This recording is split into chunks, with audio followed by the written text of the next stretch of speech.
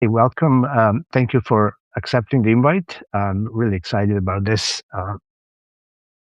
and Yeah, grateful same that here. you found some time. So I guess you're a couple of hours ahead of us. Like I'm in Vancouver. Yeah, it's 7 o'clock here, or four till Okay. 7 technically, but yeah. Okay. I'll try not to keep you too long. No So worries. yeah, thank you. So basically, I just want to say I watched a number of the videos where you were featured or as a Mhm. guest, and you really impressed me with a lot of the things you've said. Well, thank you. Um, You're welcome. Just to give you a bit of my background, I'm a Mhm, scientist by education and by training. I studied mhm. biology and I did my master's degree in numerical ecology and all that stuff. And a lot of the things you're talking about animal behavior really resonates with me. And I really appreciate that. I think Mhm. we need to talk more about these things. For some reason, we tend Yeah. to and everybody gets accused of anthropomorphizing, blah blah blah. Yeah. Right, But right. yeah, no, a lot of the things you pointed out, I'm just like, yes, we need to really push harder on that one. And Mhm. the human arrogance, like that, we want to put ourselves so way above animals. It just, I don't think Right. it's good. So anyway, I invited you today because I'm in the middle of writing a book. That tentative title is, let me just double check the title of my book. I forgot, but I call it "Emancipate Yourself by Abandoning Wishfulness." And I know, Yeah. I think you're very qualified to talk about wishfulness. Um, so I'll briefly say that I'm not saying that wishfulness is a bad thing. We all have wishes, and Mhm. the, I'm not talking about let's eradicate wishes. To be alive is to Right. have wishes. Mhm. However, the what I call emancipation, I think, is the process of caving into the reality or giving way to growing up, sobering up, and say, okay, yes, I wish this and that, and I wish my pets were still with me, etc. But the reality is as it is, right? And if I'm going to be a adult, a grown up, I need to accept it and make peace with it, rather than coming up with all kinds of harebrained schemes and then inventing things that are not fixing things, but making it more difficult for everyone. Yeah. And I'm really curious to hear a little bit from your side.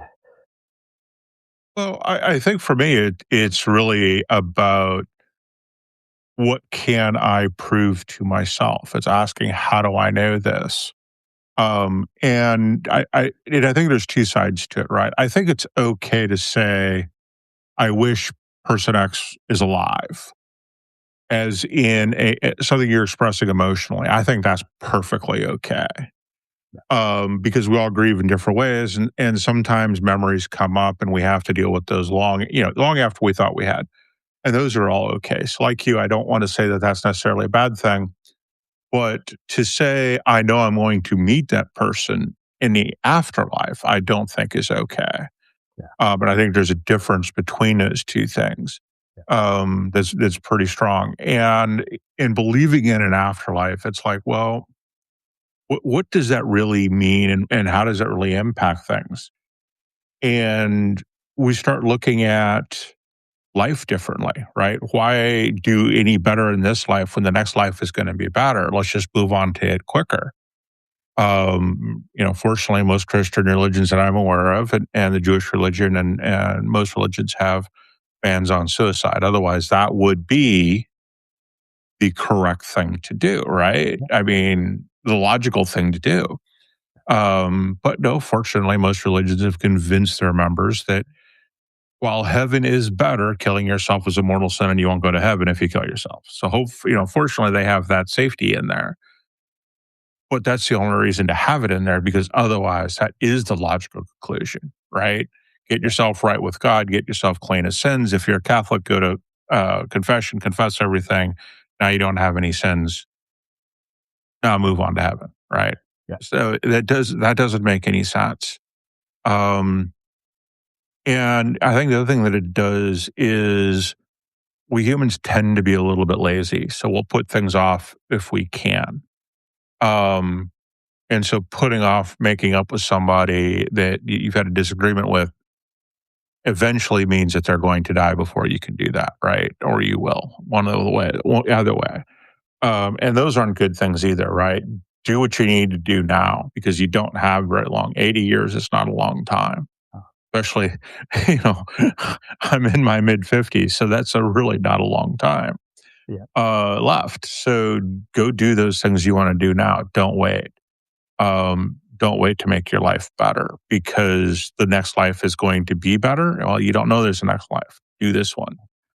That way, if there is a next life and it is better, you're pleasantly surprised. You know, so yeah, I think that's the problem with just wishing on a star and expecting it to happen. Right? Yeah. There's no magic in the universe that'll do that. So Right. yeah. So, that brings me to another topic, which is superstition. Hmm. And, okay, my view, and this may be just my unique view, but we, as everybody knows, we are pattern seeking machines. Hmm. We really are Right. geared towards detecting patterns. And, we also realize, or we perceive that we live in a uh, world with a lot of regularities. Hmm. Regular, right? Night Right. follows day.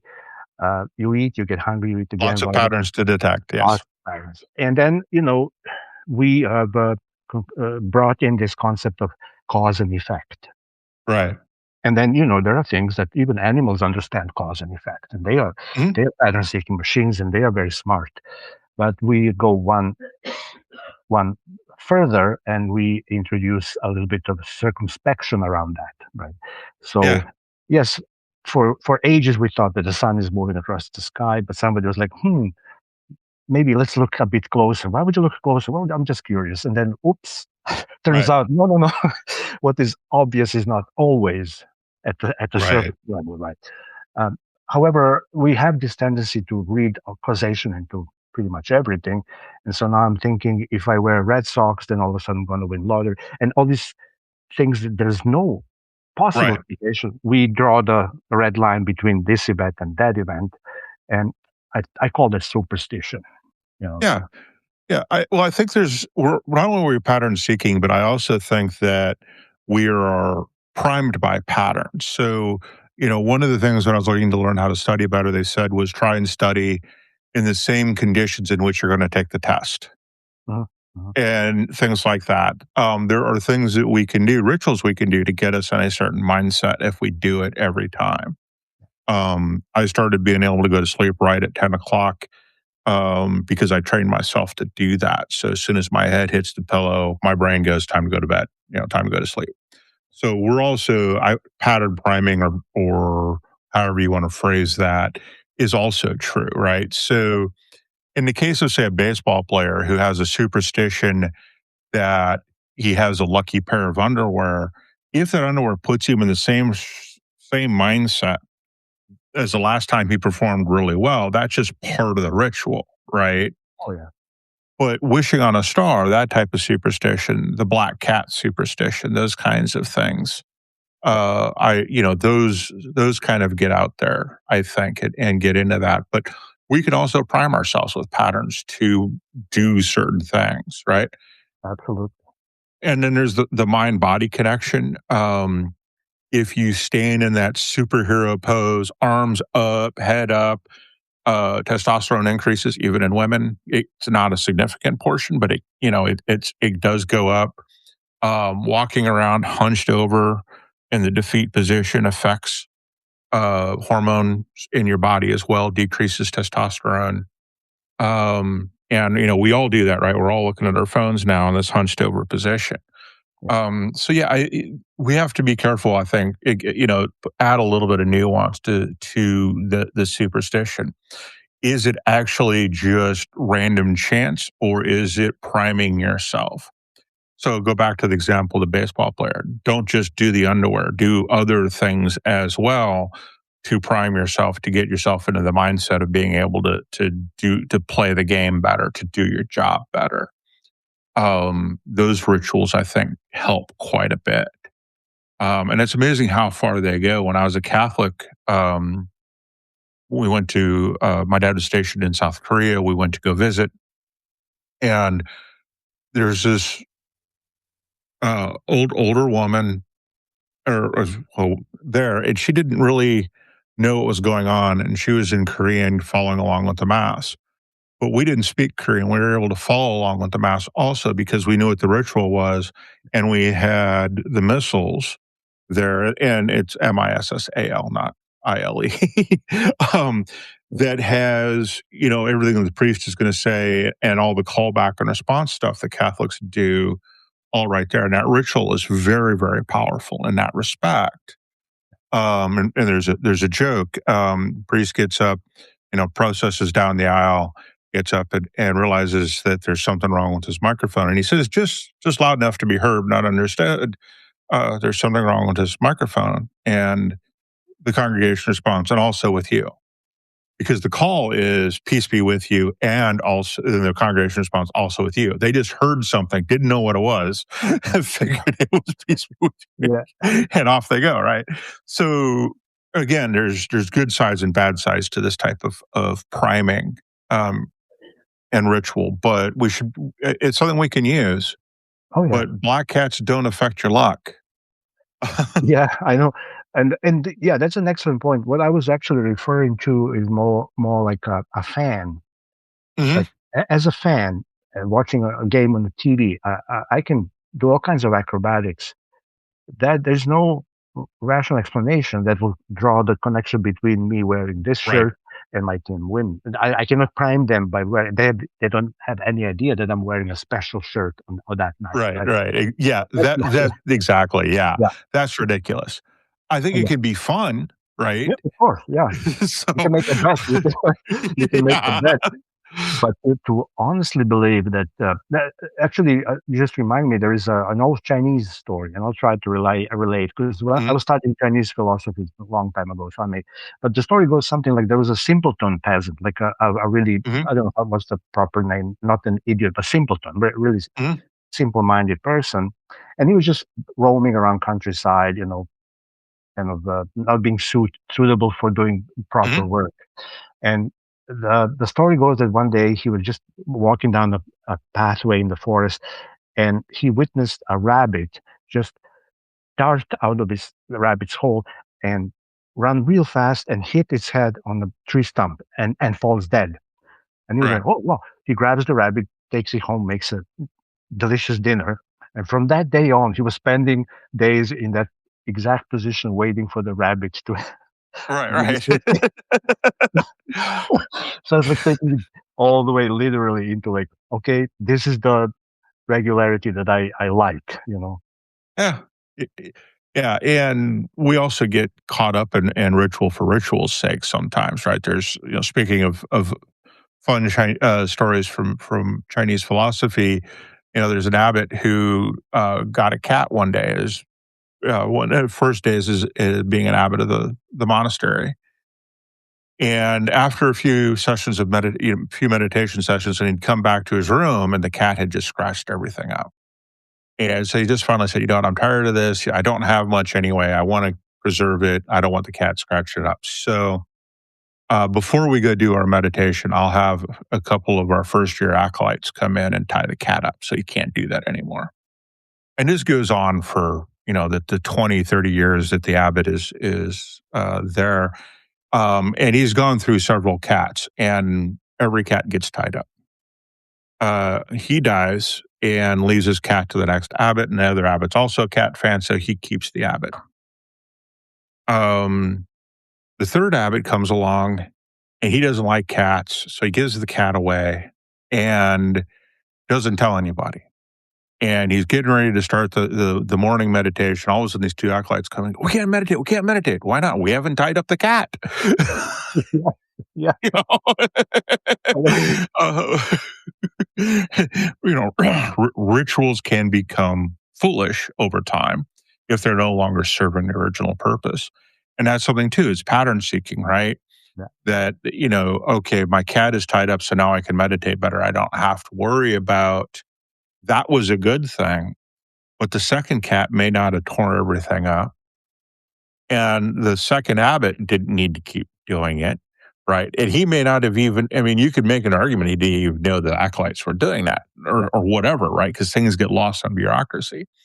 But yeah, it's this kind of stuff that we do because we are pattern seeking, because we do like regular order in our lives. We kind of have to sometimes step back and go, does this make sense? Is there a cause and effect here? Yeah. Right. And if there isn't, then doing it for fun is one thing, right? If you want to say, I want to wear my lucky underwear for my favorite team on Sunday or when, Monday Night Baseball or whatever, that's cool. But just don't really take it seriously, right? There's a difference between doing things for fun and doing things thinking, I have to actually do this.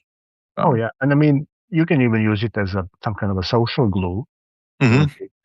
But like I say, to go overboard and all of a sudden start insisting and coercing others and controlling, that's where trouble begins, right? And then the Right. And, fear and that starting a religion because everybody believes the religion, same thing, right? and now the fear element and the carrots and the sticks and all the rest of the things we can talk about. Right. Hey, I just want to ask you, Jim, have you heard of this anecdote or story, which I'm not sure if it's 100% true, about five monkeys in a cage?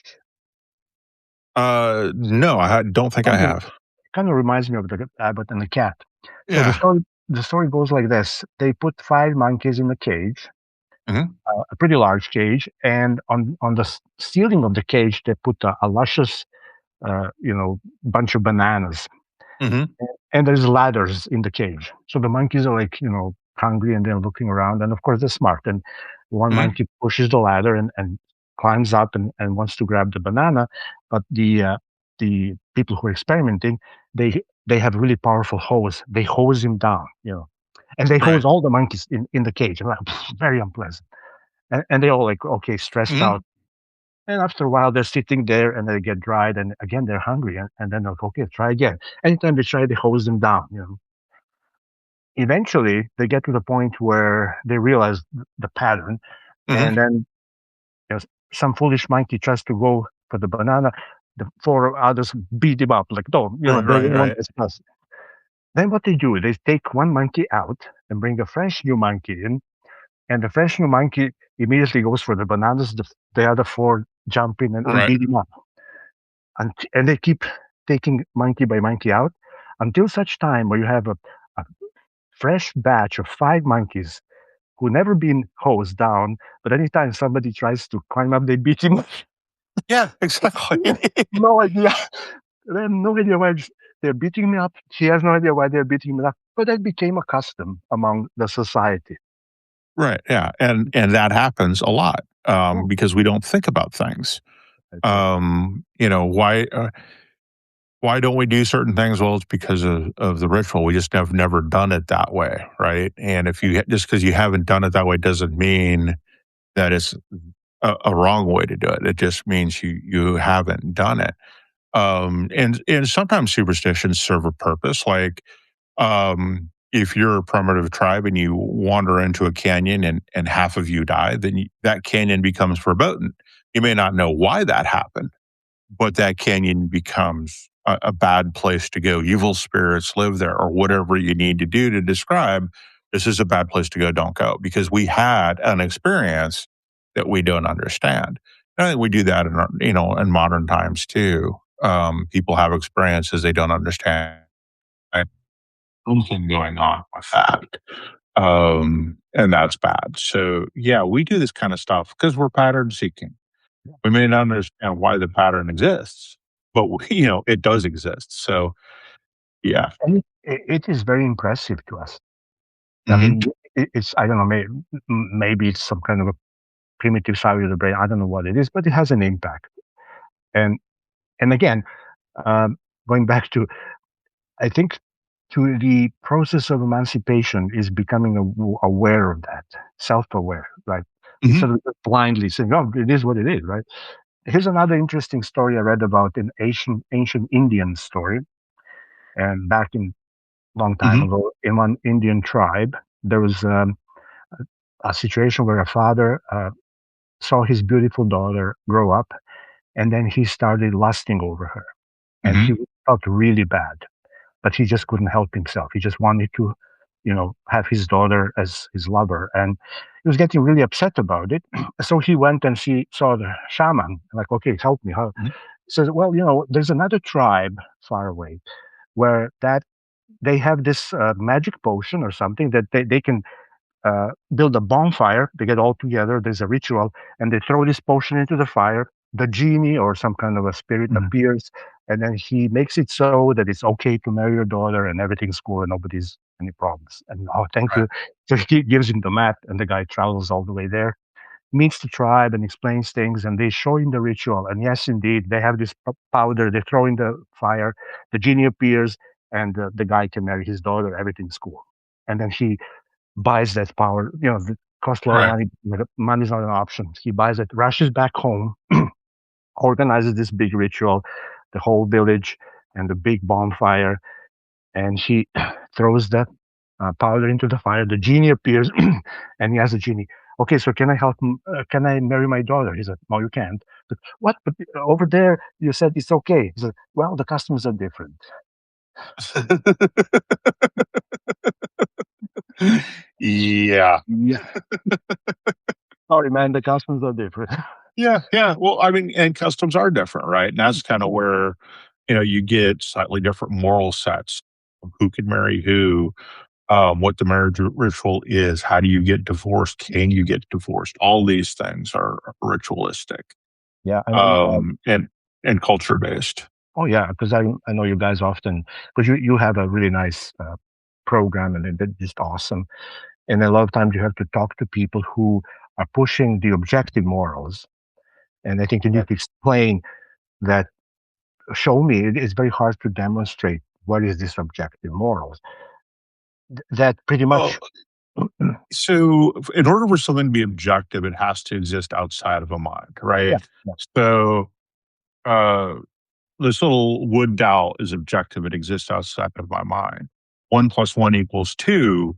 While the concept exists in my mind, the fact does not, right? Because it's a discoverable thing. I put two things together and now I have two things. I can do that type of addition. And so that is objective, but you cannot really do the same thing with morals. I think and one of the reasons is because things are gray.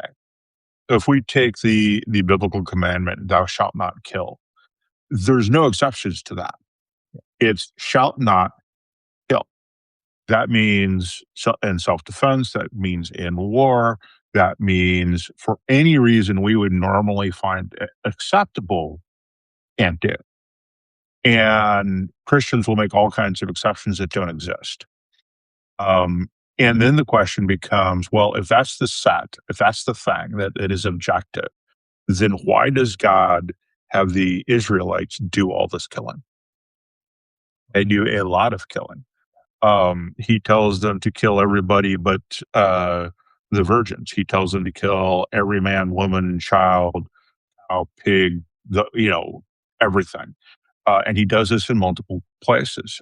He kills everybody in the world. If it's an objective moral, it's true for everybody. 1 + 1 = 2 is true for God. God cannot change that. That is objective. So if there are objective morals, then thou shalt, and one of those objective morals is thou shalt not kill, then you can't get around the fact that all killing is. And some people will say, well, the actual Hebrew is thou shalt not commit murder, which is a whole different topic. But we get thou shalt not kill. Um, and so that really doesn't work for the exceptions that we think are okay. Um, and the other problem is that things that are objective, like 1 + 1 = 2, is discoverable. We can figure it out. We don't need anybody to tell us that 1 + 1 = 2. Like I said, I can take, I've got one screw and got another screw. I put them both in one hand. I have two screws. That's the basics of math. Is addition. I take one screw out. That's subtraction. Those objective things are discoverable. What is discoverable about anything? If we can discover these things and they actually are objective, then we don't need God to tell us what to do. We can discover them on our own. And yet we've had a wide variety of discoveries when it comes to killing or not. Most tribes, or many tribes, say you can't kill our own tribe members. But that tribe over there, we hate them. You can kill them all you want, Yeah, right. right? We have this kind of thing that goes on. And it doesn't make any sense to me to say that there's an objective when we with things that are not discoverable. I mean, how do you discover that killing is bad? Um, and so that becomes a problem with objective morals, right? We just can't point to anything and go, yeah, that's um, not in the way that I think people want. I mean, you can make so we know that like bacteria have cooperation mechanisms, right? And I'm not saying they're morals in any way, shape, or form. I think they're kind of proto moralistic at best. But if they can detect when they're being cheated on and stop uh, dealing with the cheating bacteria, the other strain of bacteria that's cheating, that's kind of the basics of morals, right? Yeah. So if something as simple as a single celled organism with no brain and figure this kind of stuff out and have this type of program reaction, now we can say, okay, that's an objective moral. Just don't be cheated on. Cooperation requires certain sets of rules, and we can discover what those rules are. But they're not hidebound, like thou shalt not kill. It's I don't want to kill people who are helping me to survive. Yeah. And so when you're a tribe of 20 and your subsistence survival, right? Every day you got to go find food. That's a different equation than today, where what happens in one part of the world can really drastically affect the rest of the world. The entire human population is affecting our ability to survive at this point, especially with nuclear weapons, weapons of mass destruction, et cetera, right? So if you're going to say that morals are objective, I think that would be the way to say, okay, morals are objective because cooperation is a survival strategy. And genetically, we can look at that and go, okay, that would be the discoverable thing. But I'm not really willing to say that that is objective, because it's more utilitarian. And I have kind of a problem with looking at things purely from a utilitarian perspective. Would you? Um, Oh, sorry to interrupt. no, Just go to, ahead. would you? What would be your take on consensus? That's still not objective. No, it's not, but it's better. That that's Yeah. Yeah. I think that there's a gentleman by the name of Sir Richard Layard who's done research into economics and happiness, human happiness. And his research is the basis of why a lot of European countries have higher happiness indexes than the United States, is because they're basing their economics and their decisions on the happiness of, in their cases, the country, every human being in the country. I would like to see that expanded every human being on the planet.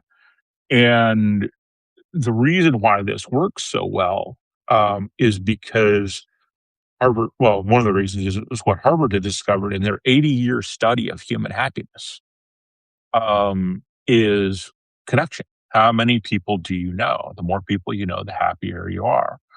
And so there's a subjective standard, human happiness, that we can make objective, real objective measures towards. So when we look at any type of decision, we can look at, does this increase the happiness of the population? If it does, it's a good thing. If it isn't, it's a bad thing. And so we could take consensus out of it to a large degree because we can measure how happy the population is. Now, that doesn't mean that there are going to be times where, and it's not going to be a straight line up, right? It's going to be this bouncy, wiggly line, um, which is fine. But at least I think we can do better than we have been, and focusing on doing the things that bring people together. Um, and some of it is, changing the culture. Uh, is it Finland or one of the Northern European countries that gets a lot of snow has a huge bike population. of people who just ride bikes. These aren't motorbikes. Yeah. Not like Italy where everybody's on a Vespa. This is Yeah. pedal bikes in cold country. To a point where stores, you go in and buy something at a store and they'll say, where do you want it delivered? Not because we live in the age of Amazon, but because the country, everybody rides a bike, and the assumption is you rode your bike here and have no place to put the cargo, Yeah. Yeah. what Yeah. you just bought, right? Yeah. Um, and so that keeps people happy because it allows people to interact more. We don't interact very much when you're in a car, Yeah. but when you're on a bike, you do. And that's a cultural thing. There's no legal thing behind that. But there's lots of things I think we can do as a culture to do things better. European cities tend to be more walking oriented because that's how they grew up. Right? Cars didn't exist 500, 1,000, 2,000 years ago. Once, Rome and London and all, Paris and all these big cities were forming. Initially, they were all walking. So everything had to be within walking distance. Um, and New York is kind of like that. Some of this, Boston is kind of like that. Well, this country also grew up on the edge of the car. So the further west you go, the more impossible it is to walk anywhere. Like Phoenix is set up on a grid system really, really well. And a block is a mile. You can't go down to the block, city block at 110-degree heat to go to the corner store out the corner of the block, because that is, worst case scenario, you're doing the diagonal. So that's more than a mile, depending on which corner it is. So those kinds of things, I think, are things we can look at, is how do we make cities more accessible? We can make decisions on that and go, oh, look, by having people, making it easier for people to do things that create community, like ride bikes and walk and take public transportation, and making these things easier, we make it easier for people to make connections, Mhm. right? Those are the types of things we'd start to do. And it's objective, right? There's no consensus. But consensus is better than having a dictator choose it. Gotcha. And even subjective feeling of well-being, or whatever you call it. Mhm. Um, I read recently one woman artist, and I forget her name. I apologize. She Mhm. said, really strikes me as really profound. She said, it doesn't really matter how many people love you. What counts is how many people you love, Mhm. and that's measurable. You Yeah, can count. You can go through. If you love a lot of people, that means your life is going in a good right. direction, I would say. Exactly. It's the number of connections you have, real connections that you have. Yeah. Yeah. Because usually we think we are in this age of like everybody has to be awesome and influencer and popular. We're just counting how many followers we have, many people like us. But it's Right. the way around. How many people do I like? How many people do I follow? That's what gives meaning Mhm. to life, right? Yeah, well, I think it's also how many people do you talk to on a regular Yeah, basis, yeah, not just follow, but have actual real, like we're doing here, real conversations do you have per day? And how many different people, and how many of those are repeat conversations? Like, on atheist experience, I have a lot of conversations with one person one time. And that's not the same thing as the 15th time I've talked to somebody about, it got really cold here today, just casual conversations. yeah, yeah. And that's why I appreciate you guys um, running with this and bringing up topics that make us think, Mhm. right? Which is, again, to me, this is the process of emancipation. Mhm. The more we can be reflective and start thinking, the less we are prone to just falling into patterns. I just want to quickly mention Justin I think it's Deconstruction Zone, or I Yes. his last name. So his argument is also very interesting. Just going back to the objective Mhm. morality, he says people who think that objective morality is something that is prescribed or brought by a supernatural being is still subjective because it's subjective in that being's mind. Right. Yeah. So you cannot get away from subjectivity, right? No, you can't. And that's why, when I say objectives exist outside of the mind, I don't mean necessarily the human mind, Yeah, yeah, right? It's any mind, including God's. yeah. And if it was truly objective, yes, we could discover it ourselves. Mhm. And we're doing a job about it, but the rules aren't, it's not like baking a cake. It's much more subjective and much more look at the totality of the circumstances of what is going on rather than a cut and dry do this, then this will happen. But the universe is not a vending machine, Yeah, right? You don't put, you know, good coins in and get candy out. That just doesn't not the way that the universe works.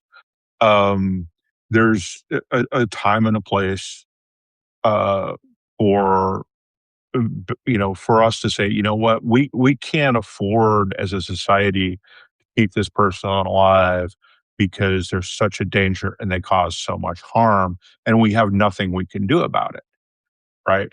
That's one decision, but we also have to recognize that as we get better at psychology, as we get better at understanding how the brain works, there will be fewer and fewer people for whom that is true.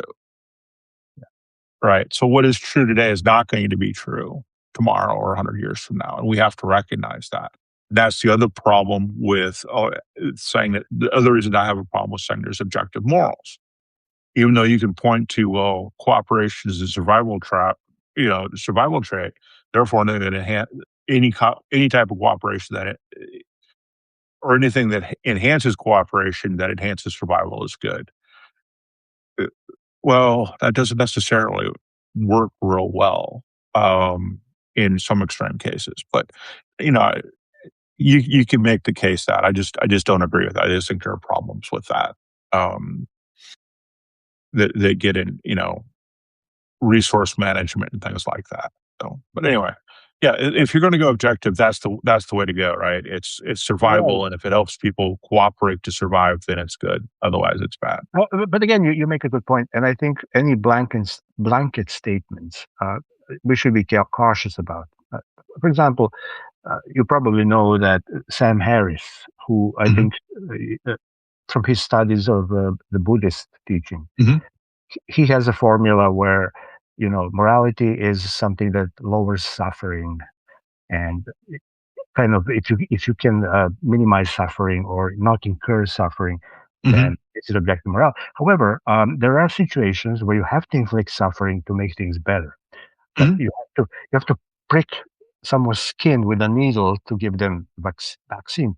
So Right. now this is a event that causes suffering. Like some people are mortally Hmm. affected of the needle, and but you have to do it. So you're not going, okay, I'm not going to inflict any pain, and you let the person die because you're not going to touch them and stress them out. So again, it's a slippery slope. You cannot just blanketly say, well, don't do any harm, don't hurt anyone, Right.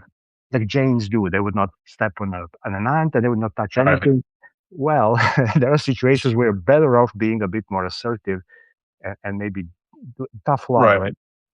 And that's why I go with again back to human happiness, right? And Sam, the least amount of suffering possible, right? Um, is the opposite of that. And so I'd rather go for the positive.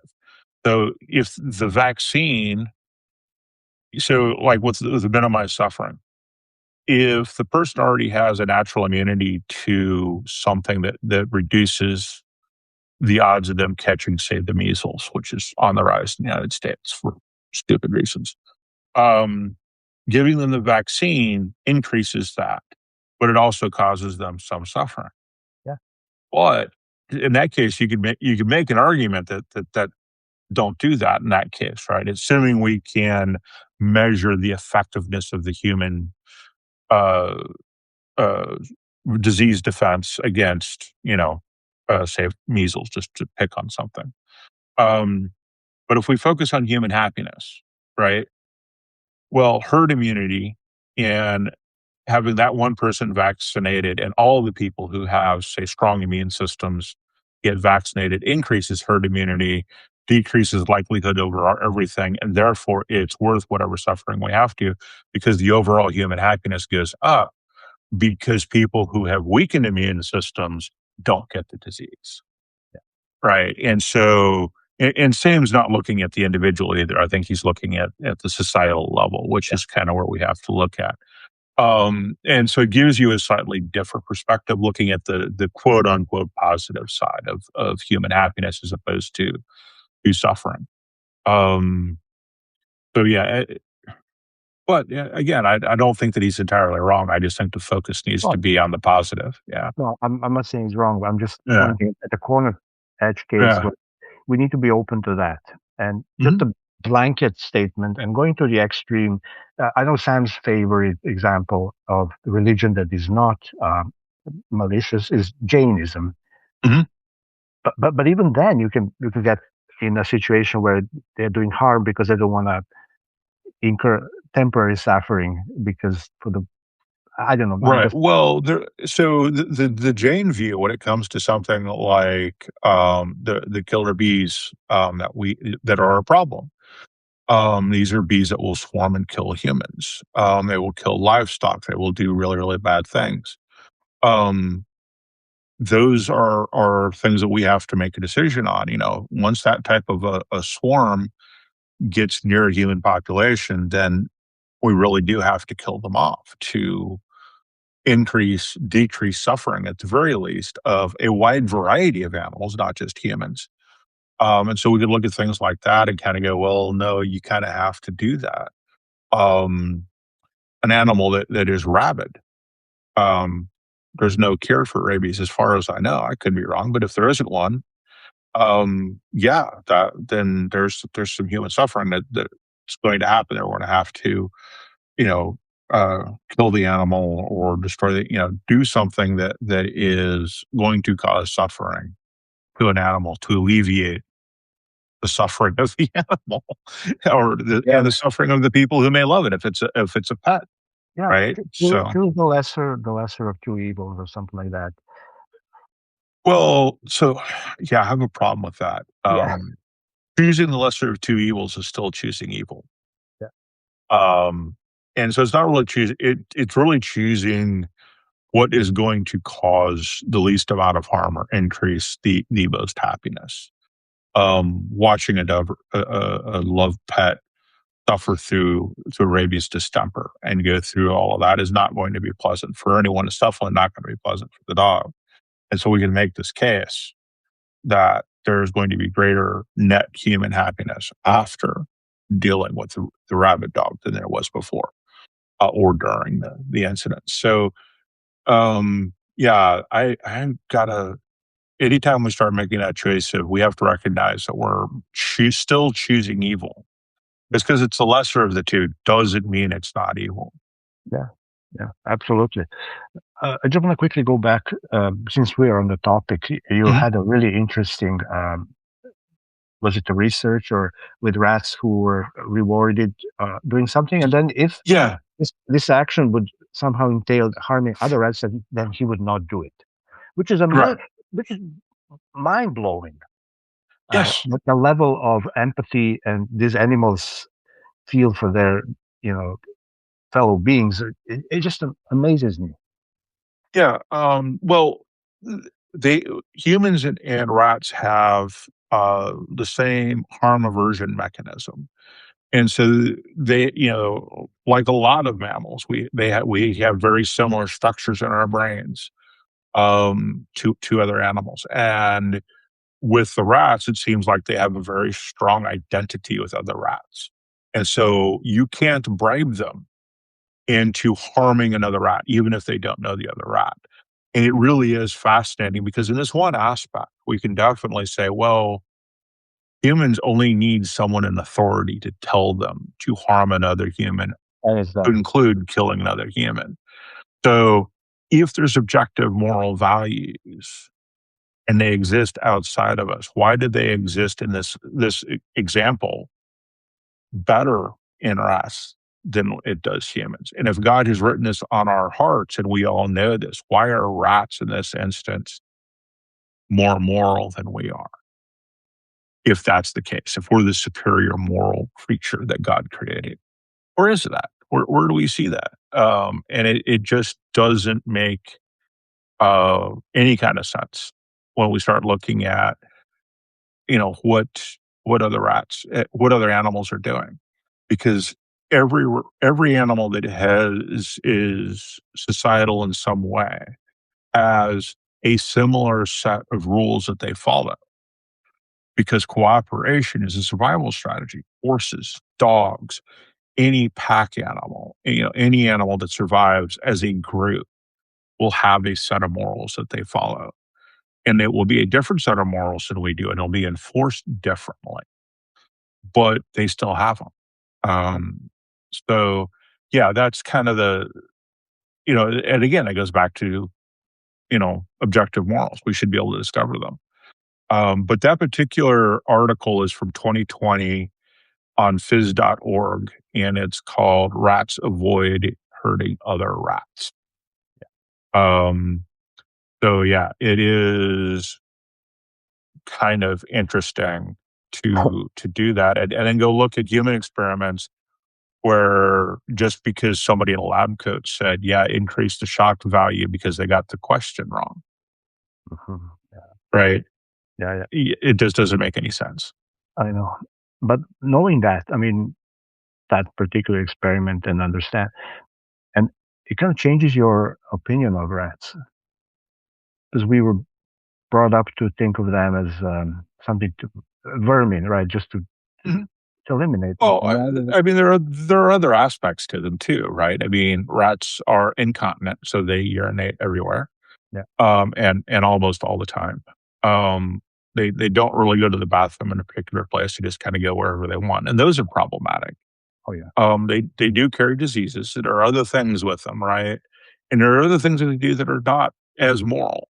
And that is not my point is not that rats are more moral in general than humans, but in this one aspect of behavior, they are. Yeah. And it seems to me, that in this case, if we see this in one case, and we go to primates, and we can see that if you reward primates differently for the same task, they get jealous. Yeah. And we see that in humans too. We see these other behaviors, and we see uh, packs throwing individuals out for various reasons, et cetera. We see all this other behavior. We kind of have to start going, where is the objectiveness in this? Because not every animal has this, like I said, does the same thing in the same way. Rats are this one instance, but there are other things that they do that are not nearly as moral. And then when you get into interspecies stuff, that goes right out the window too. So it's just this one instance that makes you kind of go, wait a minute. If God gave us superior morals, if God gave us morals, why are rats better? And you can pick out other things too, right? You look at meerkats who've been known to have sentries, and that sentry will alert the rest of the group to a predator. Humans do the same thing. If humans and meerkats do the exact same thing, warn their tribe, their group of existential danger at risk to their own lives, which one's acting morally? It's the same behavior. Yeah. Yeah. But again, my objection against all these ideological systems is they just arrogantly want to put us all the way above the animal kingdom. And as you and I are talking, there's many reasons that we are saying, no, we are pretty similar. And it's just human hubris, just like this feeling of I'm so special. And that you have religion, like for example, I may be wrong on this, but from what I know, in Islam, it is kind of looked down upon having a dog as your pet that lives inside the house. They tend to kind of, for whatever reason, discourage Mhm. people from having, unless it's a eye-seeing dog or some kind of a emotional support dog. And that's telling me that they like to drive this wedge between humans, which is made in God's image, and the rest of the creatures, which are disposable, Mhm. etc. Right? But however, on the other side, as a biologist, I'm a big fan of Richard Dawkins, Mhm. and he did taught us a very interesting point, which is, and I'm more and more seeing things that way. It's not about the individual survival; it's about the selfish gene. The Mhm. let the replication of this structure is what this is all about. Yeah. Well, I mean, that's basically, evolution is the change in inheritable characteristics over time in a population. Yeah.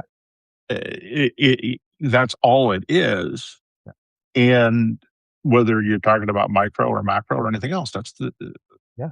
that's what it is. It's about survival of the species. It's about fitting into the environment so that you can survive. Right. That's all it is, and that's all we're trying to do.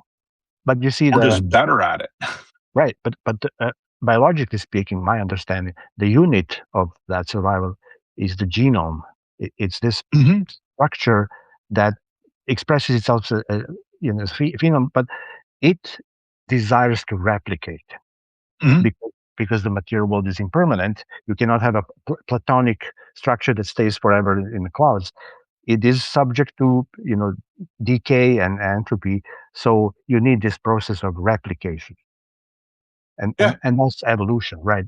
And it changes your perspective. It's not about individual survival; it's about the survival of that. right. Yeah, But that's another reason why I say it's the population we need to look at. yeah, exactly. Individuals will have bad days. Individuals will have uh, defects in their genetics that will make them sociopathic, or have ADD, or other things that will affect them outside of logic and outside of the quote unquote norm. Yeah, we're not. We've got to make allowances for that. There's no cut and dried. It's not as simple as the moral objective people want to make it. Yeah, exactly. So another thing I want to quickly discuss with you. As you can hear from my accent, I'm an immigrant. I came from Mhm. Europe, and I happen to be born and raised in a secular environment, um, Mhm. completely secular. I had no idea about religion or anything. Just the way things were back in Europe Right. during the progressive times, which Mhm. I believe happened from, let's say, I don't know, 1965 to 1985. I'm just making things up, Yeah. but I think I was fortunate enough to grow up in that environment where the the age of reason, what was really desirable was to fight the intellectual battle, to try and get your academic credentials, to voraciously read, to read about Mhm. Karl Popper and the philosophy of science, scientific research, Mhm. and technology and all these things, that marvelous things that space exploration, and then we got Right, into right. telecommunications, the internet, and all that. And so to be honest, I moving to North America, I thought I'm moving into an even more progressive uh, situation. And then I started learning, and then I started learning that hey, actually, there's a lot of non secular Mhm. situations here. Even though the U.S. is the beacon of democracy, it's supposed to be this separation of church and state, but which I was, Yeah. super important. And and that kind of prompted me to start thinking about this. What is the road towards emancipation to get out of that superstitious or wishful thinking? Another thing that I realized that is a hallmark of totalitarian systems is the notion of duty. Mhm. And if you look at previous totalitarian systems like Nazi Germany, and it's all about the duty to be healthy in same body, same mind.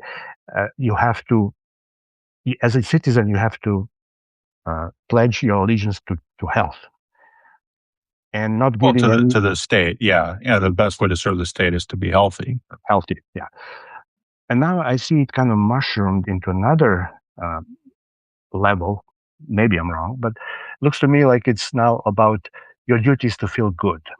So whatever it takes to feel good, that's your duty. And it's kind of prime directive that we must all feel good all the time, be it naturally or taking some substances or whatever it takes.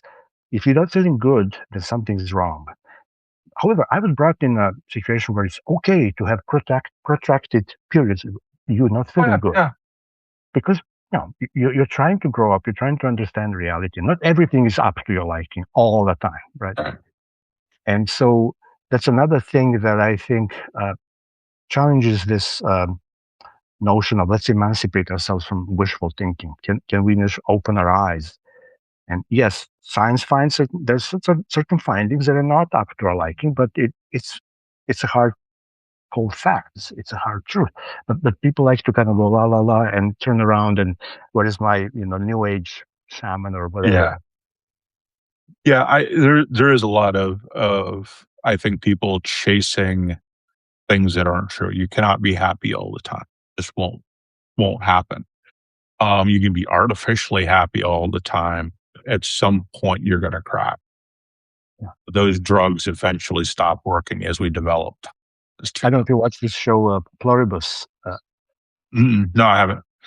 So it's a recent show, I think last year, about some aliens have released some virus which makes the entire world population super happy, and they're constantly euphoric and delirious. And there's only 13 people who stayed normal, and they're just really, this kind of clash between. Right. You cannot be happy all the time. It's just like not humanly possible. So it's an interesting study. Yeah, yeah. I think too in the United States right now we're going through a period of anti-intellectualism, especially in parts of the country. Like I live in Alabama and I live in South Alabama. I'm just a few miles north of the Florida border.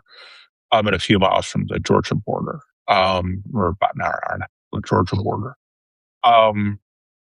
And there's a very real anti-intellectual streak, even though these people are using intellectual tools. And a strong anti-vaccine movement here. A very strong, scientists who study evolution don't know what they're talking about. Biologists don't know what they're talking about. And it's only in red states, and you can see this type of stuff. So there's the other side to that is there's a group of people who are determined that they can't be happy because God doesn't want them to be happy. God wants them to suffer because suffering is how you prove your worth to God. Okay. All right. Yeah. And Catholics are particularly prone to that because we have it. There's a number of saints in Catholicism who are saints because of the way they suffered. Saint Bernadette being one of them. She had bone cancer. And that's very, very painful.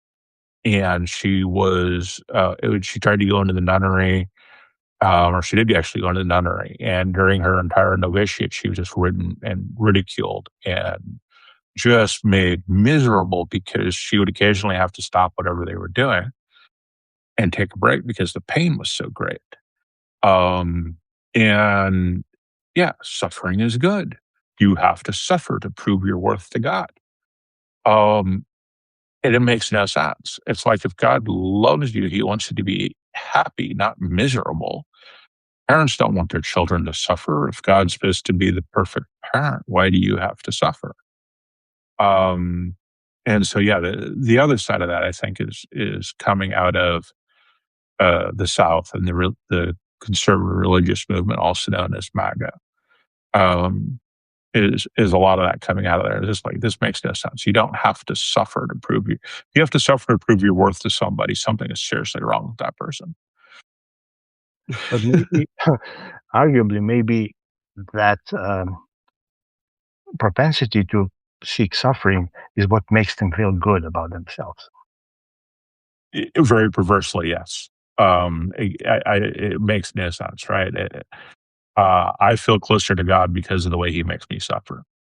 Mm-hmm. And that's just abusive, right? That makes God an abuser, point blank. And people don't realize that, right? The objective moral good here is, oh, wait, I have to. No, that is not the objective moral good here. But the moment you introduce, you talked about this at the beginning, the moment you allow or introduce the concept of the afterlife, then everything is justified. Mm-hmm. Everything. Oh, yeah. Very much so. Sacrificing your afterlife for somebody else's afterlife is now something really, really good. That's the ultimate sacrifice, right? Not laying down your life, It's sacrificing your eternal life. Now that's a whole different ball of wax right there, right? That leads to all kinds of craziness, um, like making people believe at the point of a gun. And before anybody starts going, "Oh, that's a bridge too far," conquistadors did it. We did it.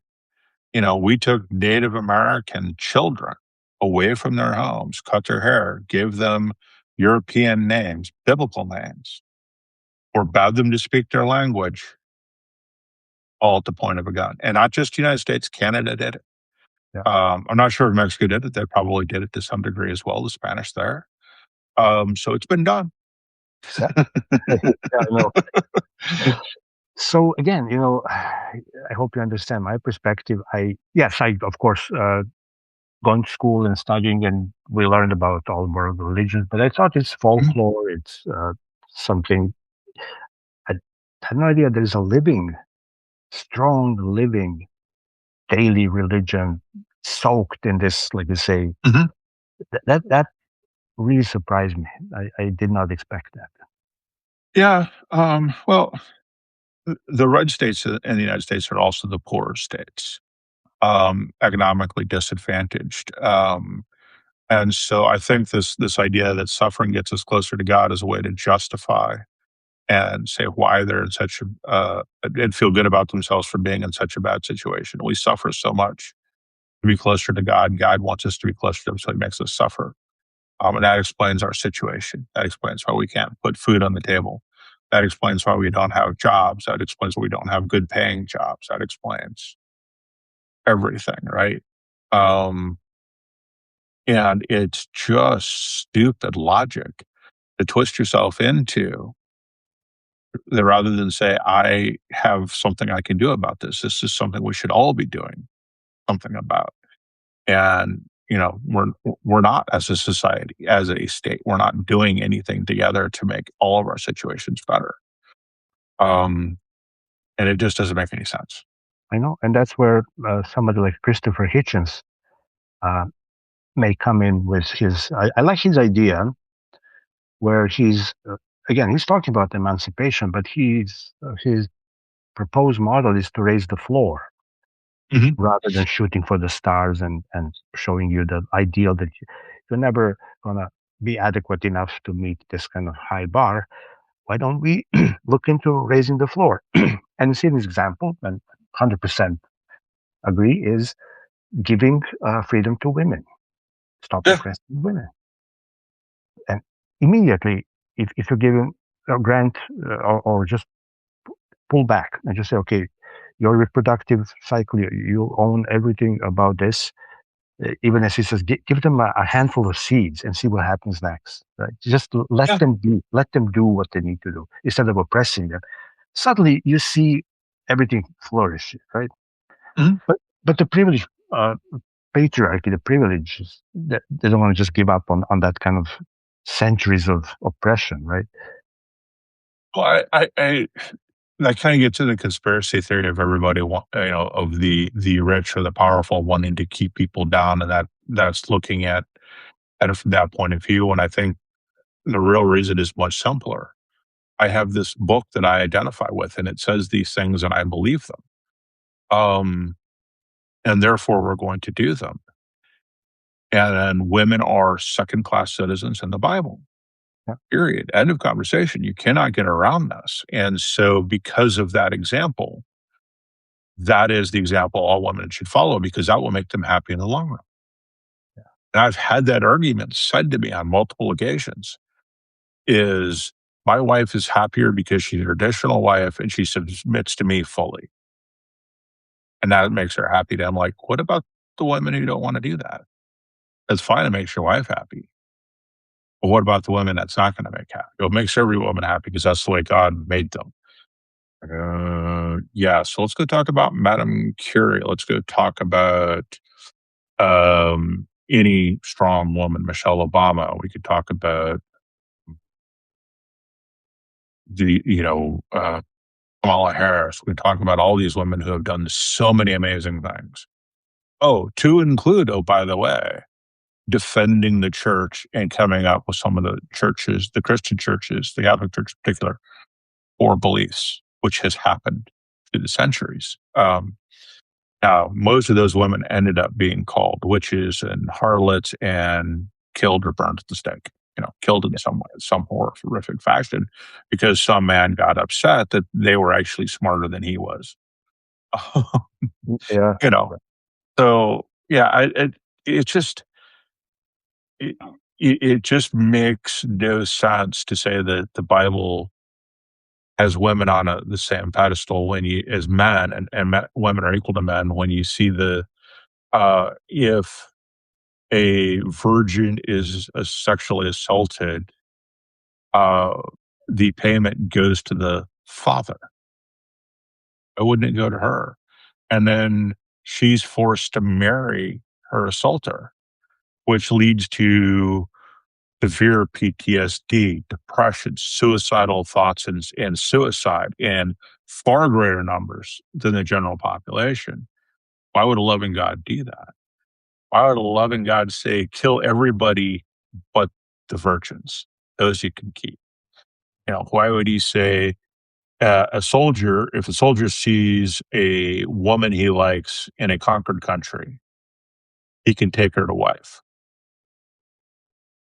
He takes her home, shaves off her head, cuts her nails, and does some other ritualistic stuff. Now she's his. There's no concept of consent, right? Mary's not asked if she wants to carry Jesus and birth Jesus. She's told she's gonna, and her final reply is, I'm God's slave. Slaves had no control over their body. She was just acknowledging that. That is not enthusiastic consent. And so we can just go through the Bible and go, here's an example, here's an example, here's an example, here's an example. Eve being responsible for original sin. Yeah. There's no equality there. Right. And so if you're taking the Bible as your standard, well, now women are second-class citizens, and women only exist to produce babies. And if they're not producing babies because they have an abortion, then that is the sin. That's the problem. They're not producing not just children, me as a man, children, my children. I think it's much worse than, I think it would be better if it was some power play by the powerful, because that you can at least have you can convince a human being that attitude is wrong. But, when you see what the problem is when we're trying to divorce people from religion and get people to give it up, that is much harder. We're winning. Slowly but surely. It's still a majority, but the majority used to be 90%, now it's 60%. In the 60s, it was 60s and 70s, it was 90% or better. And now we're down to high 60s. That's not too bad. And it's getting better. It's a downward trend. Excellent. Yeah. But look, it's not just the monotheistic religions. Oh, no. I've studied works in Buddhism, the Mahayana. I think Chandrakirti, I read his writings.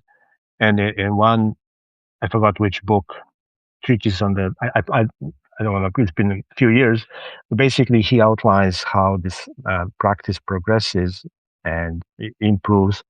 And the vision is in the future, as even in Buddhism. But yeah, that's the Mahayana. It's more like a religion than faithful to the Buddha's teaching. But anyway, the point is that eventually there's going to be a final awakening, blah, blah. Guess what? At that stage, every human being will be born as male. Of course. Because why? Because women are inferior in any patriarchal culture. Well, I think what's interesting is if you look at like Greece and Rome, the Norse, the Germans, and you look at their pantheons, yeah, most of the pantheons are led by men, but there's some incredibly strong women, gods, goddesses of hunting, not just love, but hunting, And so it's not as bad in some, and I'm just using those examples because I don't know what, the South Pacific Islanders pantheons are or anything along those lines, but just picking on those. Um, because I know like in the South Pacific, being gay and transgender is accepted. Or was much more accepted than it is now because, well, everybody, more people are Christian than they are their traditional religions. But that was more accepted in those places. Among the Native Americans is the same thing, more accepted. Um, but yeah, why are men better just because we're stronger? I'm That sorry. that's my wife's diagnosis. Yeah, She says every man, the greatest fear that every man has is to be laughed at by a woman, and the greatest fear every woman has is that she will be killed my by a man. man. Yeah. And she says that's true. That's how it is. hmm I've talked to way too many women who said, if not the exact same thing, close to it. That's why women choose the bear. Um, and it's one of the things that irritates me because it's something men can fix. Yeah, It's a solvable problem, and yet we refuse to do it. The incel movement, those idiots do more to set back the relationship, the overall paint with a broad brush relationship between all men and all women, so to speak, right? And they do more to set that back in a day than we can fix in a year. yeah, Because it takes a long time to fix that trust, right? And it starts at early childhood, where at least in the United States, you grew up in a different part of the country or a different part of the world, so it's maybe different where you grew up. But if a girl doesn't want to talk to a boy, the boy is told, well, keep trying, she'll eventually want to. And that's the wrong answer, yeah, right? It's if she doesn't want to talk to you, don't talk to her. Just yeah, leave it alone. yeah.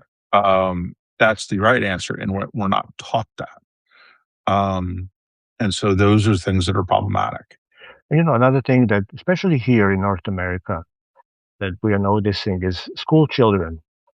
We have a son and a daughter, and we hmm at both sides. School children, girls are being taught in school to play soccer, to play boys' sports, and completely normal and accepted. Nothing wrong with that. Try and enroll your son into a ballet class. Well, there are great male Yeah, ballet dancers, right? Yeah, but there it are. still has this There's stigmas. idea that Stigmas. if you're a male in ballet, you're gay, right? Yeah, Yeah, yeah. it doesn't So make any sense. no one's going to volunteer or insist, oh, my son, I want him to be the ballerina and all these. Like, come Right. on, you have to be a jock. Yeah, and it's very kind of binary, right? Yeah. Let people enjoy what they enjoy and Yeah, encourage them to do the things they enjoy.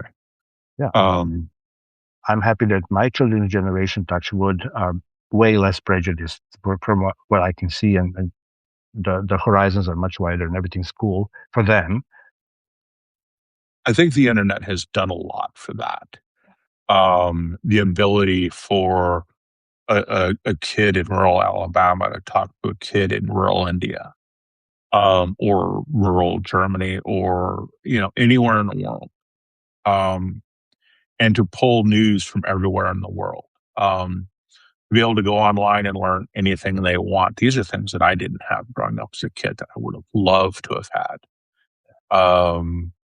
And they do, and I think that's a real big reason why we're seeing the decline of religion is because of shows like Atheist Experience and everything that my show, it's not mine, but the show I'm on, all the shows that it has spawned. What we're doing here, I hadn't met you before this. You kind of asked me out of the blue, um, to me. But uh, those are, the Atheist Experience was probably one of the first shows, and it started on public access, but we've spawned a lot of Mm, shows, mm, directly and indirectly. We're not trying to brag or say that our AXP is better than any other shows. I think Uh, there are things we could do better, and we could learn from some things other people are doing. But this is one of the things that has happened is this kind of content gets out of here. Um, the debate channels, modern day debate. No, it's not the best debate channel, and yes, he lets way too many trolls and bad intention people on in his chat, but he does that.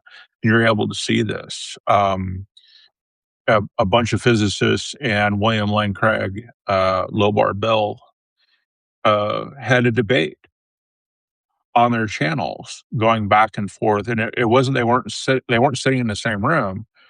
You know, Lobar Bill would post something, and then the physicist would post something, and it went back and forth, and you can watch all of that. You can get great content for free and get educated for free on so much stuff that, and that's just YouTube. That's not talking all the other places. Oh yeah, Um, TikTok and yeah, where you can get this kind of stuff and you can actually realize just how bad some of these arguments are. So I think the internet has done a great job yeah, of helping the kids to be a lot more accepting of other people.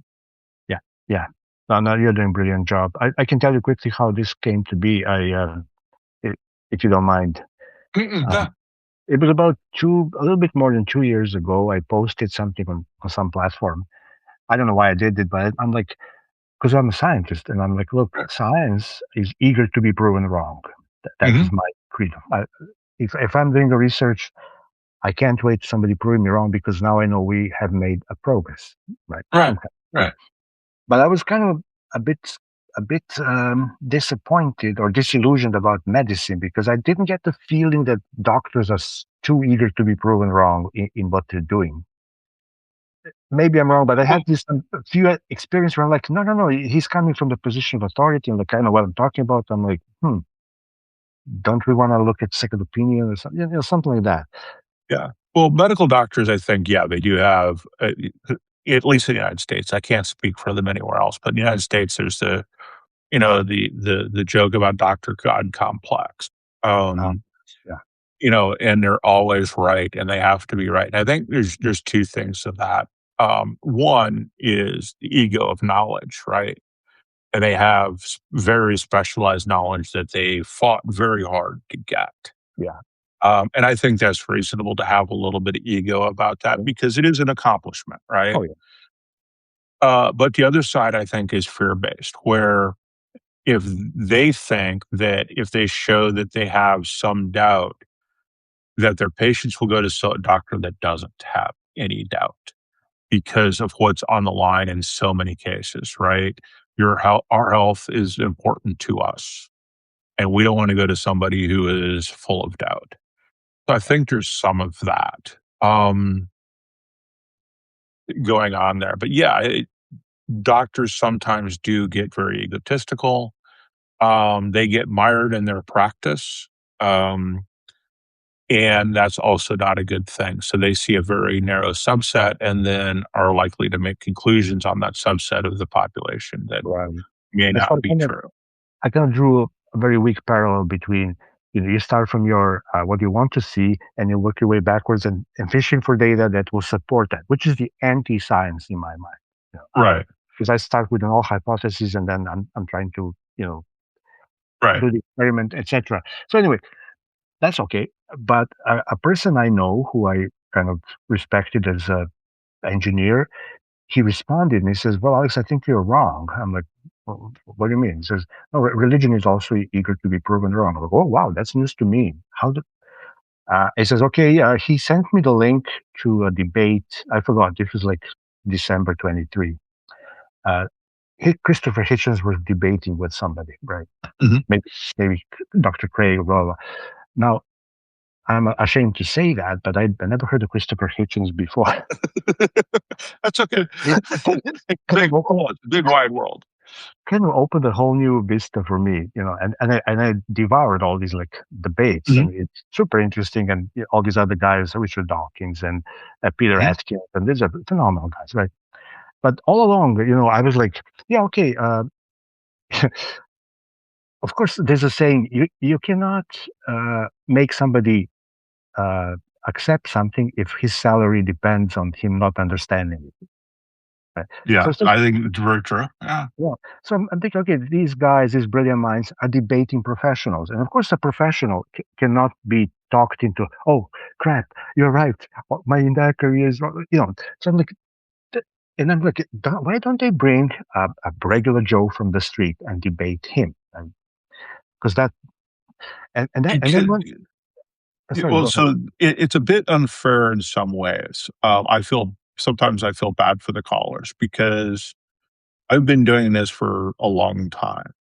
I make a habit of studying for this. So I am prepared, ready. I know the arguments inside out, backwards and forwards because there aren't that many of them to do that. I'm not making a great boast here. There aren't that many arguments to know the insides and outsides of. But I do. And so when somebody comes up with something they have just thought of or just heard, and they're all excited to try it out on the atheist. And then they run into the buzzsaw of counter arguments and examples of why whatever it is they didn't work and all of that. We're prepared for whatever they give because there's not that many different swing callers. If you listen to us year after year after year, by about your fifth year, you will have heard all of the arguments at least 10 times. Yeah. And so, yeah, they're not prepared because they haven't thought about it, which is the importance of every atheist call-in show, not just AXP, but the line, Matt's show, uh, Deconstruction. hang on, any of the call-in shows. These are what's important is because we're having those conversations, and we may not convince that person, but we'll convince somebody else. Oh yeah. And we have a lot of anecdotal evidence to show this. My favorite example is Dan from Truth Wanted, objectively Dan from Truth Wanted. He was a theist. He called into the show, and now he's doing AXP shows. But we have a lot of people like that. It says, I've never called in, but I've listened for years, and now you finally convinced me I'm an atheist. We have a lot of those emails. Now we don't have nearly enough of those emails. We have far too many. You're going to burn in hell, emails, and they get nastier from there.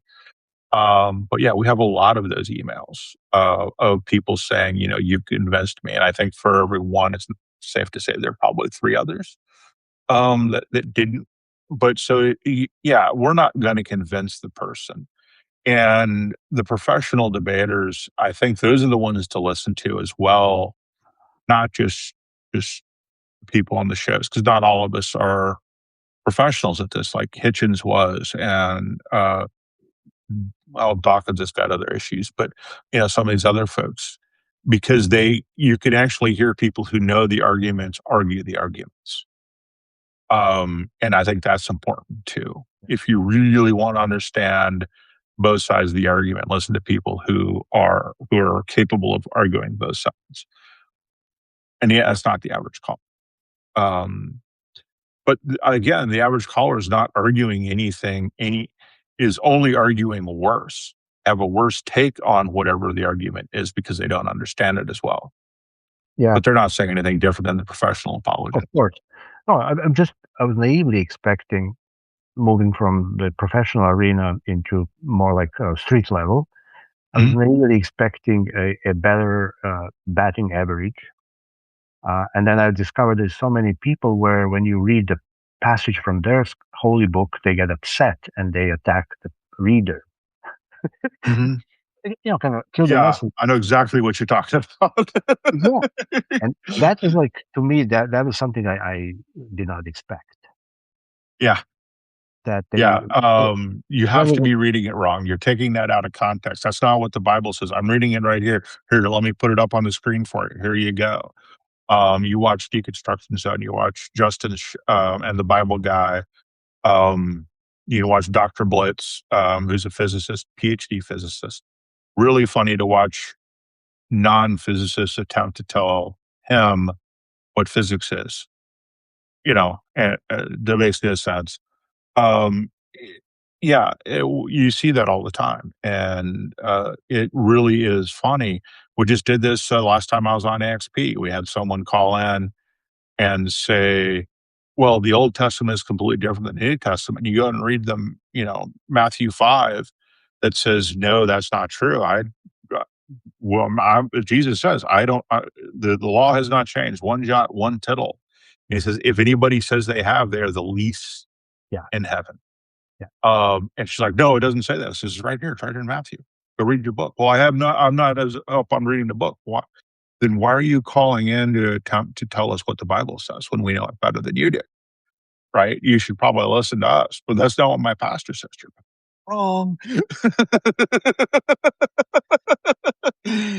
And this is the kind of thing that you run into in that Christian crowd, where they have not read the Bible nearly as well as the average atheist. And yet Um, they're thumping it. right. I did not. And Justin's got a master's degree in Yeah, the Bible. I'm not sure exactly what it is, but it's on topic. and He knows it really well. he's fluent in Hebrew. He can decompose, Yes. and he can show it like every character what that means. Also, he's very good at juggling various bastardized versions, and so Yeah. he can. All the different. Yeah. So, and that's the problem with translations, right? Every translation has a focus on what they're trying to do. And it doesn't matter what the translation is. It doesn't matter what you're translating. You can translate from English into German. And if you don't know what the focus of what you're translating is, every translator is going to do it slightly different. And it doesn't matter if it's, 50,000 Leagues Under the Sea or the Bible. It's just translation. There's always bias. There's always, this language has this word, which means this, but there's no one for one correspondence over here. You're obviously, from your accent, English is a second language, right? Yeah, yeah. So Oh yeah, you know what I'm, yeah. yeah, yeah. It's very S different. Yeah, but I mean, you can boil down certain things to kind of immutable, refutable. Okay, if he says a slave is somebody who you own your property, cannot leave, that's what it means. It doesn't Yeah. mean paid labor. It's not like, oh, he's doing a service and blah blah. You own him and he cannot leave. Well, so the King James version, everywhere it says servant, Mhm. you Yeah, have to translate yeah, slave. Yeah, yeah, they did. And so they don't use the word slave because you can't, well, slavery is bad and evil. Therefore, God could not have supported slavery. Therefore, this must mean servant. yeah. And no, that's not. There, And that's there is a word in Hebrew for slave. what a lot of people come with. This kind of, no, that's not slavery. They're poor. They have no means of living, and therefore they want to trade services. But no. And Yeah. then one guy even said like, "Yeah, you're a slave. I'm not a slave. Yeah, you have to work for a living. I can pack and leave the U.S. Mhm. Can a slave do Right. that? Right. Right. Can I can leave my job and go work for somebody else. Yeah, or leave the country, leave the continent. Yeah. I'm free Right. to leave. Right? That's not slavery. Right? So that's basically what I was caught by surprise because I thought as soon as you show the contradiction that people who are not professionally in it would say, "Oh, I see now. Okay, well, I was not aware of that." And indeed, some people do clue in, and there's a little light bulb that you can sense comes up. And Yeah, I get a lot of. I'm very happy when I hear I'm going to have to go back and study my Bible some more. I yeah, says, "Congratulations, go do that." yeah, You're going to be an atheist. yeah, If you read the Bible, you throw out all your preconceptions. You read the Bible, going, "I want to use the Bible to prove that God is a good person and loves us all." And then you start reading, "Hey, God sent two bears to kill 47 boys because they made fun of somebody." yeah, calling him fat or something. Is the phrase is "Go up, Baldy, go up," which loses. Yeah. But then also God imposes the death penalty for making fun of him. How fragile does your ego have to be to go, "You made fun of me, you die"? That's not good. I don't think anybody would say that was good. And it's just really kind of the more you read it from it without any assumptions, and the more you read it from cover to cover, and the more you try to understand it, I think that the more of an atheist you become, because at some point you got to realize you just can't wrestle this. You can't put lipstick on this pig. No, my favorite argument is the triomny. You just can't make ways through that. You cannot justify. Yeah. So I used to agree that we can't prove that God doesn't exist. I no longer agree with that. I think we can prove that God doesn't exist. So first of all, the triomny God is logically impossible. Yeah. Because of the problem of evil, right? If evil exists in the world, however you want to define it, if it exists, then your triomny God can't exist. Yeah. And then they get into the free will thing. And Dr. Richard Carrier had a really, really good point on this. So putting somebody in jail does not violate their free will. And God would be the perfect cop, right? He could wait until you decide to kill somebody and go, nope, you're going to jail. Yeah. Right? And prevent the whole thing from happening. Yeah. He could do that. That's within his power. He knows it's going to happen. He has the power to put you in jail, and he has the power to make the perfect jail so that people won't want to do it again, actually rehabilitate people as opposed to just punish them. Yeah. We get into punishment and reward and how bad that really is for motivation. And he would want to, because he's all loving and he loves everybody. He doesn't want anybody to come to harm. Oh, wait, no, that doesn't. Yeah, so that free will argument doesn't work, because he has the ability to do something without actually dealing with free will, without imposing, without removing anybody's free will. That argument goes away. And then my other problem with the second argument that I use is an abductive argument. It's basically 2,000 years ago we had a whole lot of phenomena that we thought had supernatural causes. In the last 2,000 years, none of those phenomena have proven to have supernatural causes. We've proven natural causes for almost all of them. So any natural explanation, no matter how ridiculous, is more likely than a supernatural explanation. Why should I accept a supernatural explanation for anything? Why is there life on Earth? Aliens, because aliens are natural, and even though it's unlikely, it's still a better explanation than any supernatural explanation you care to have. And that's true because we have reduced the odds of the supernatural existing to so close to zero that ridiculousness comes into play. Why is there human life? Time travel. That's a natural explanation. Yeah. And it's a heck of a lot less likely than aliens. Yep. Yeah. But it's still more likely than a supernatural explanation because it is natural, because of the history we have for the last 2,025 years of natural explanations completely replacing supernatural explanations for all kinds of phenomena. And even if we were to assume there's supernatural, and now somebody says there's evidence, that evidence needs to be obtained via natural means. And it needs to be extraordinary. Whatever it is. Yeah. The moment the evidence is presented via natural means, sensory perception, it ceases to be supernatural. It is natural phenomena, right? Well, I think you could do so. So I think the way you would test it is, let's say that somebody claims they have a spell that will make you levitate. So you cast the spell, person levitates. And you do all of the science, and the science conclusively proves that there is no scientific natural way for that to happen. Right? Gravity hasn't changed, yada, yada. You go through and go and definitively prove that the only explanation, because we've eliminated all of the natural explanations, is that there's a supernatural cause.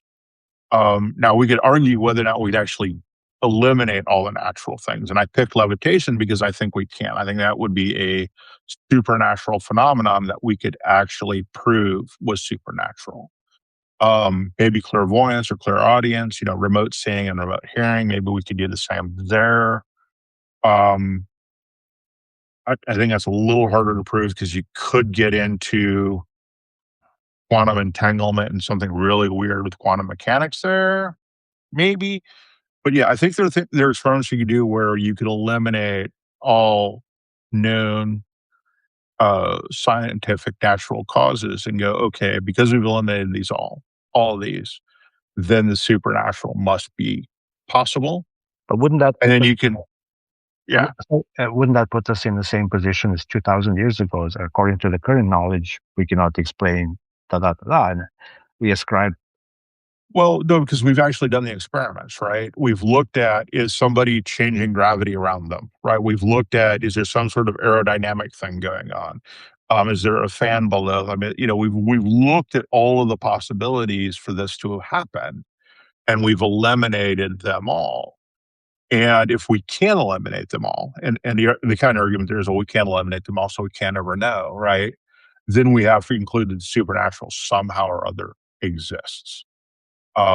Because there can't be a link between the spell and the levitation. There can't be a natural link between the two, right? It's got to be something along those lines. But again, it's hard. It's not easy. That brings me to my final point for tonight. Yeah. And maybe I will leave you with a brain teaser or not. This is my brain teaser. So we Okay. started by talking about regularity. Mhm. Regularity is something we depend on. This is our life, right? Right. However, at the same time, we all know that there's a truckload of random events in our life. So what I'm really mulling over is, what is the relationship, or what is the proportion between regularity and randomness or chaos? Oh, yeah, that is a fascinating topic. There's an author, Nick Taleb, Nassim Nicholas Taleb, Yes, I know. with the Black Swan, the impact of the highly probable. Yeah. Yeah, he goes into that, and that's his area of study. Mhm. And yeah, it is interesting because it the most interesting thing happens when the regularity gets spun out of control. Um, so yeah, it is an interesting area to talk about of how that happened. I should go back and read his stuff again because it's been a while since I've My read any of particular his. my particular area of interest is if there is some kind of a split, or if you look at holistically, a certain percentage of universe is random and certain percentage is regular. Mhm. What is it that determines this ratio? Is it regular or random? Um, Probably physics. Right? Because it all comes down to physics. And it's I think too, well, I think it is physics because and the laws of thermodynamics, which Yeah. are going to exist in any, we could prove that they exist in any semi-chaotic system. Um, and it's just averages. And at some point, no matter how improbable the event, it will happen given enough time. Right? It's if I roll a million six-sided dice, the odds of getting all ones is astronomical. But every other sequence of numbers is also equally astronomical. And yet I can roll the dice, and yet patterns will still occur. And we can keep rolling dice and see those patterns. And then at some point, they'll all blow up by being, half ones and half twos. Yeah. Right. Right. So I think that it's something along those lines of where it's just probability of things. And at some point, if you roll enough dice, you're going to get some sort of luck occurrence, right? Bad luck or good luck, depending on what it is. But as Lawrence Krauss says, the moment you introduce infinity, things start becoming ridiculous. Yes. Well, it's true, right? I roll a million dice. What's going to happen? Yeah, They're going to get rolled. Some sequence of numbers is going to come up. And for me to say that God did it or some external force came up with that sequence, it makes no sense. But yeah, and that's again getting into infinity because, yeah, the more trials you have, the more likely something is to happen. If you want to get a straight flush, go play poker in the World Series of Poker in Las Vegas, the largest poker tournament, because that's where the highest number of flushes is going to be per day yeah, because there's so many people playing poker. yeah, yeah. You might get lucky. Yeah. That's crazy. So anyway, thank you so much, Jim. I Thank you. appreciate this brilliant, great insights. I very grateful to you Well, thank you. for your time, and hopefully maybe we can have another session with Yeah, sure. even more It's- probing. You know, Yeah, we can do that. great. I really am thankful to you, and hope to see you one day in person. Maybe, who knows? We're traveling around. I'm in Vancouver. Yeah. If you ever make it up north, give me a shout. It's on the list of things to do. There's a number of Oh, people up in Canada I want to go see. The problem is I may not leave because it's a lot more sane up there than it is down here right now. looks like it. But I don't know. I really don't know what to think. But we go back to science and study and Right. give some kind of a meaning to my life. Right. All right. Yes. Have a good night. Thank you, Jim. Thanks, you too. Mhm, bye. Cheers. Bye.